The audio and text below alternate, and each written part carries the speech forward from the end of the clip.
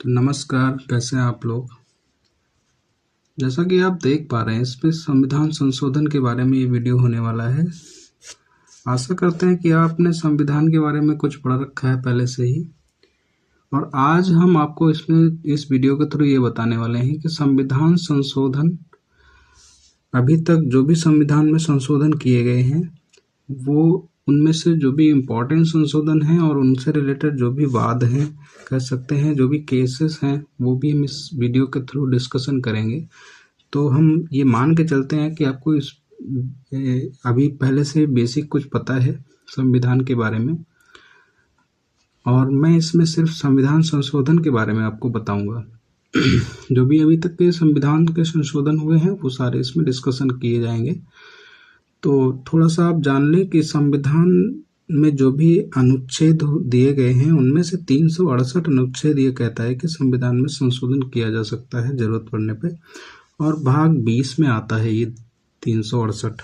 तो आप ये देख पा रहे हैं 368 बताता है कि संविधान में संशोधन किया जा सकता है, और भाग 20 में ये निहित है। तो अभी आप देख पा रहे हैं रोमेश थापर बनाम मद्रास राज्य का जो मामला था 1950 का मामला था। इस मामले में यानी कि जो इस वाद में कहा गया था कि भारत के सर्वोच्च न्यायालय का एक ऐतिहासिक फैसला है ये। तो इस फैसले के थ्रू जिसमें कहा गया था कि आर्टिकल 19(1) का फर्स्ट, जो 19 का सब आर्टिकल 1 का क्लॉज ए के बारे में ये मामला था, और उसमें कहा गया था कि जो वाक और अभिव्यक्ति की स्वतंत्रता है उसको और मजबूती देगा यह है, कहते हुए कि किसी पत्रिका पर प्रतिबंध लगाना जो सरकार की आलोचना करती है असंवैधानिक है। ऐसा बताया गया था कि अगर कोई भी पत्रिका सरकार की आलोचना में जारी की जा रही है या आलोचना कर रही है तो उस पर प्रतिबंध लगाना ये असंवैधानिक है। यानी कि कह सकते हैं जो भी प्रेस रिलीज है या फिर कह सकते हो जो पत्रिका जो सरकार की आलोचना कर रही है उस पर प्रतिबंध लगाना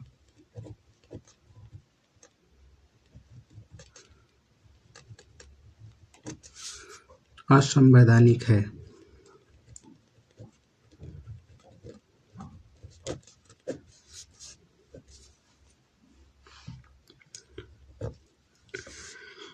और ये कब तक असंवैधानिक है? जब तक कि यह सीधे तौर पर राज्य की सुरक्षा को खतरा ना हो, और प्रेस की स्वतंत्रता इस मौलिक अधिकार का एक अभिन्न अंग है। ठीक है, तो इसी मौलिक अधिकार का एक अभिन्न अंग है फ्रीडम ऑफ प्रेस, या फिर कह सकते हो प्रेस की स्वतंत्रता, फ्रीडम ऑफ प्रेस। तो प्रेस की स्वतंत्रता जो है वो इसी का एक अभिन्न अंग है, जो कि हमारा मौलिक अधिकार है। दो कंडीशन में ये संवैधानिक नहीं होगा। पहली कंडीशन ये है, ये अगर कोई राज्य की सुरक्षा को खतरा हो रहा है किसी पत्रिका से, तब हम इसको रोक सकते हैं। और इसी से हमें प्रेरणा मिलती है संविधान संशोधन करने की, और सार्वजनिक व्यवस्था को प्रतिबंधों के आधार पर जोड़ा गया है। इसकी पृष्ठभूमि ये है कि रोमेश थापर अपनी पत्रिका क्रॉस रोड्स के प्रकाशक थे। रोमेश थापर जो थे वो अपनी पत्रिका, इनकी जो मैगजीन थी वो कौन सी थी? इनकी पत्रिका थी, और ये क्रॉस रोड्स नाम की एक पत्रिका थी। इसके प्रकाशक थे, जिस पर मद्रास सरकार ने मद्रास लोक व्यवस्था अनुरक्षण अधिनियम के तहत, तो इस पत्रिका पे मद्रास की जो सरकार थी उसने मद्रास लोक व्यवस्था अनुरक्षण अधिनियम के तहत प्रतिबंध लगा दिया था, क्योंकि इसमें सरकार की आलोचना हुई थी। और फिर रोमेश थापर ने इस प्रतिबंध को अनुच्छेद 19(1) के तहत अभिव्यक्ति की स्वतंत्रता का उल्लंघन बताते हुए चुनौती दी थी। फिर जो न्यायालय का निर्णय आया था, सर्वोच्च न्यायालय ने प्रतिबंध को असंवैधानिक करार दिया, यह कहते हुए कि भाषण और अभिव्यक्ति की स्वतंत्रता लोकतंत्र के लिए आवश्यक है और इसे केवल राज्य की सुरक्षा के आधार पर बाधित नहीं किया जा सकता है। ठीक है, तो ये इसका एक पृष्ठभूमि था। प्रेस की स्वतंत्रता, न्यायालय ने माना कि प्रेस की स्वतंत्रता अभिव्यक्ति की स्वतंत्रता का एक अभिन्न अंग है। और इसका फिर रिजल्ट ये निकला कि इस फैसले के बाद संविधान में पहला संशोधन किया गया, जिसमें सार्वजनिक व्यवस्था, ये कह सकते हो इसके बाद जो इसका निर्णय आया, जो इसका इस कह सकते हैं जो इस केस था, इस केस का निर्णय आया कि संविधान में फर्स्ट अमेंडमेंट हुआ, या फिर कह सकते हो संशोधन हुआ, जिसमें सार्वजनिक व्यवस्था, जिसमें सार्वजनिक व्यवस्था को भाषण और अभिव्यक्ति की स्वतंत्रता पर उचित प्रतिबंधों के आधार में जोड़ा गया। ठीक है, तो ये थी इसकी पृष्ठभूमि। अभी डिस्कशन करेंगे इसके बारे में, कब से हुआ। तो ये इसका एक कह सकते हो इसकी हिस्ट्री थी, जिसमें बताया गया था कि कैसे रोमेश थापर का जो मामला था मद्रास राज्य से, इनकी एक पत्रिका जो ये चलाते थे क्रॉस रोड्स के नाम से, इसमें क्या करते थे, मद्रास राज्य के प्रति आलोचना करते थे, टिप्पणी करते थे। तो उसके खिलाफ मद्रास राज्य ने एक केस फाइल कर दिया और उसी के बेस पे इन्होंने कहा था कि हमारी जो स्वतंत्रता है उसका हनन हो रहा है, अभिव्यक्ति की स्वतंत्रता का हनन हो रहा है 1901 के तहत। और फिर इन्होंने चुनौती दी इस केस को, और उसके बाद सुप्रीम कोर्ट का निर्णय आया, और निर्णय आते ही पहला संशोधन करना पड़ा। तो आशा करते हैं आप समझ गए होंगे इसकी पृष्ठभूमि। तो थोड़ा सा बता दें इसके बारे में कि संसद द्वारा ये संशोधन किए जाते हैं। तो अब हम जैसा कि जान चुके हैं कि पहला जो संविधान संशोधन हुआ था, वो अब यहाँ से हम देख रहे हैं प्रथम संविधान संशोधन। प्रथम संविधान संशोधन ये कब हुआ? 1951 में। और इसी से रिलेटेड ये मामला था रोमेश थापर बनाम मद्रास राज्य वाला। इसमें सुप्रीम कोर्ट के मामले में जो भी कठिनाइयाँ आती हैं उनको दूर करने के लिए पारित किया गया था। इसके द्वारा स्वतंत्रता, समानता और संपत्ति से संबंधित मूल अधिकारों को लागू किए जाने से संबंधी कुछ व्यावहारिक कठिनाइयों को दूर करने का प्रयास किया गया था। जैसे वाक्य एवं अभिव्यक्ति की स्वतंत्रता के मूल अधिकार पर इसमें उचित प्रतिबंध की व्यवस्था की गई। ठीक है, तो इसके लिए 19 के खंड 2 में निर्बंधन के 3 नए आधार, लोक व्यवस्था, विदेशी राज्य से मैत्री संबंध और अपराध करने के लिए उत्प्रेरित करना जोड़े गए थे। ठीक है, तो 19 के खंड 2 में, तो इसी के थ्रू 19 के खंड 2 में कुछ चीज़ें जोड़ी गई। तो वो समझ लो कौन कौन सी चीज़ें जोड़ी गई। निर्बंध 2 में 3 नए आधार जोड़े गए, लोक व्यवस्था, विदेशी राज्य से मैत्री संबंध, और पहली लोक व्यवस्था,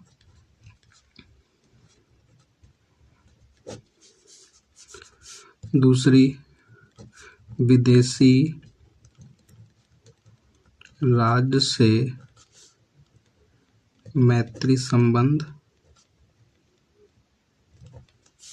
और तीसरा जोड़ा गया है इसमें अपराध करने के लिए उत्प्रेरित करना।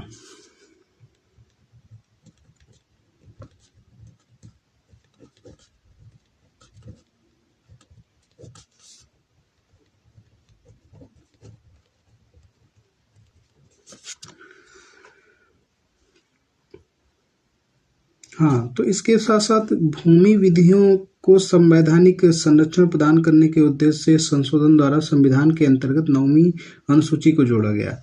तो इसी के थ्रू 9वीं अनुसूची भी जोड़ी गई। 9वीं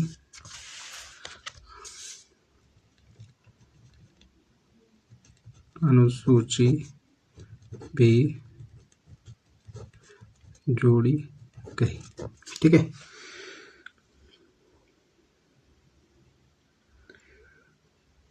इसमें उल्लिखित कानूनों की सर्वोच्च न्यायालय ने न्यायिक पुनर्विलोकन की शक्तियों के अंतर्गत परीक्षा नहीं की जा सकती, इसके लिए 31A और 31B जोड़ा गया। अनुच्छेद 31 का A और 31 का B, ये दो अनुच्छेद के यानी कि सब आर्टिकल सब क्लॉज जोड़े गए। तो समझ में आया इसका। ये पहला संशोधन था और पहले संशोधन में इतना सारा किया गया। फिर आता है दूसरा संशोधन, सेकेंड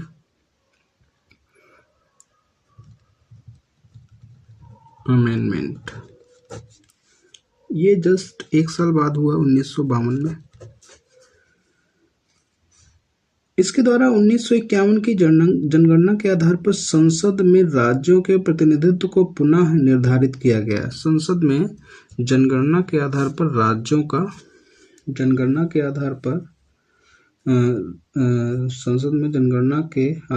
संसद में राज्यों के प्रतिनिधित्व को पुनः निर्धारित किया गया, यानी कि जनसंख्या के आधार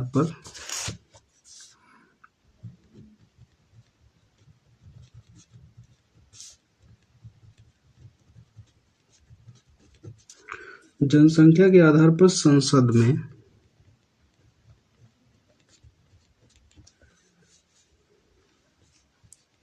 राज्यों के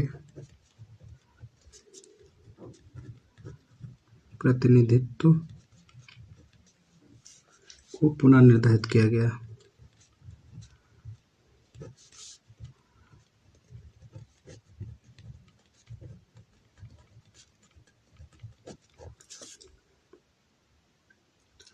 फिर इसके जस्ट 2 साल बाद हुआ थर्ड अमेंडमेंट, और उसमें बताया गया कि थर्ड अमेंडमेंट के द्वारा समवर्ती सूची की 33वीं प्रविष्टि में संशोधन किया गया। इसमें खाद्यान्न, पशुओं के लिए चारा और कच्चा कपास आदि विषयों को रखा गया। यानी कि संविधान की एक अनुसूची में कह सकते हो, समवर्ती अनुसूची में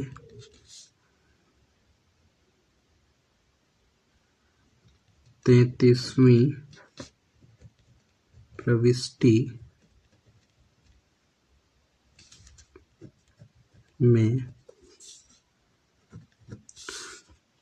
प्रविष्टि में संशोधन किया गया।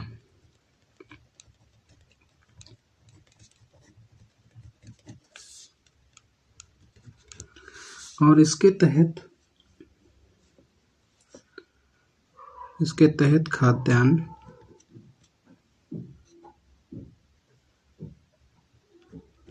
खाद्यान्न, पशुओं के लिए चारा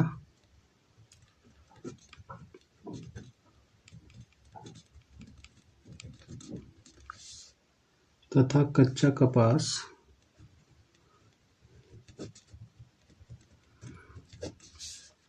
आदि विषयों पर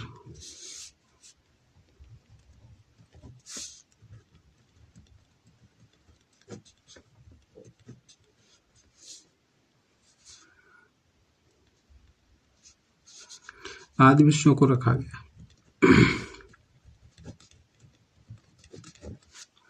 ठीक है, तो इतना समझ पाए। इसके बाद 1 साल बाद 1955 में चौथा संशोधन हुआ, और उस संशोधन के तहत बेला बनर्जी के मामले में सुप्रीम कोर्ट के निर्णय से उत्पन्न कठिनाई को दूर करने के लिए पास किया गया था ये। तो इससे याद रखना, इसमें जो केस था वो केस था बेला बनर्जी मामला।